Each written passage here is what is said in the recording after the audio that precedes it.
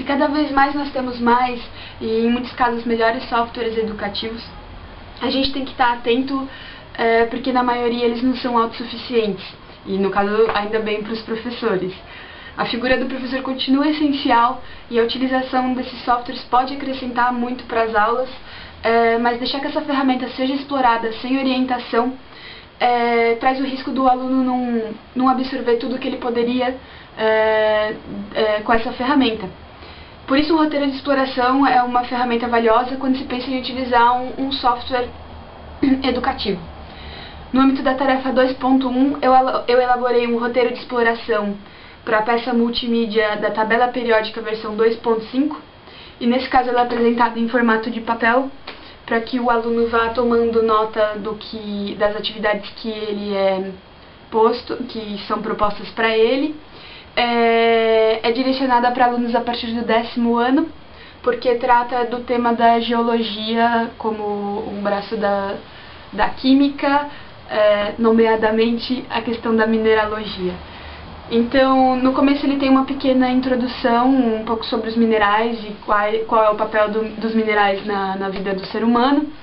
E depois a atividade dele vai passo a passo em como explorar o software educativo, desde onde clicar. Ele tem que escolher, tem que chamar a tabela periódica dividida por famílias. A tarefa dele é escolher entre 3 e 4 famílias e explorar cada elemento químico, preenchendo alguns dados para que ele perceba a que está associado cada elemento químico. Ele tem que preencher os dados de origem do nome do elemento, para que ele é comumente utilizado e em quais minerais ele pode encontrar. Depois dessas tarefas, ele tem que buscar em uma ferramenta descrita como uma máquina fotográfica na página. Ele tem que descrever o aspecto dos minerais, ele tem que voltar e procurar pela composição os minerais que ele encontrou, quais são os minerais e qual é a composição dele, e ele tem que descrever esse mineral de acordo com as fotos que existem nesse software. Ele também é perguntado se ele já viu algum desses, onde é que ele viu, e se ele não lembra, ele tem a liberdade de procurar isso na internet, numa ferramenta do Google, por exemplo.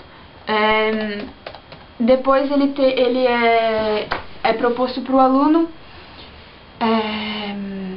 que ele reflita sobre se ele realmente compreendeu qual é a participação ou qual é a utilização desses minerais e como é que elas influenciam a vida dele. Então ele vai lá e se ele conseguiu realmente associar o flúor a uma fluorita e que isso vai parar na pasta de dente dele, ele tem condições já de colocar esse tipo de resposta concreta. Depois disso, existem ainda mais duas atividades que são propostas, mas aí já vai para no caso dele ter tempo ou não de terminar.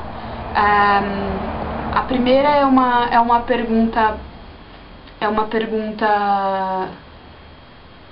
que exige alguma reflexão. Se ele pesquisou algum mineral que tinha algum efeito danoso à saúde humana, e se sim, quais são esses minerais, quais são os efeitos, e fazer ele refletir se a gente tem usado esses minerais, esses compostos, esses elementos químicos da maneira correta.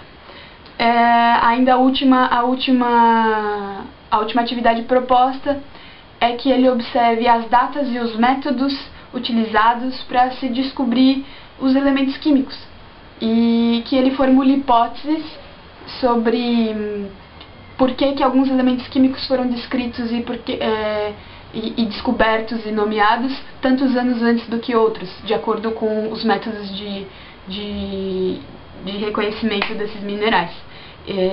O fechamento desse trabalho é para ele preparar para discutir com os colegas, para depois fechar em turma as conclusões que os grupos de 2 tiveram.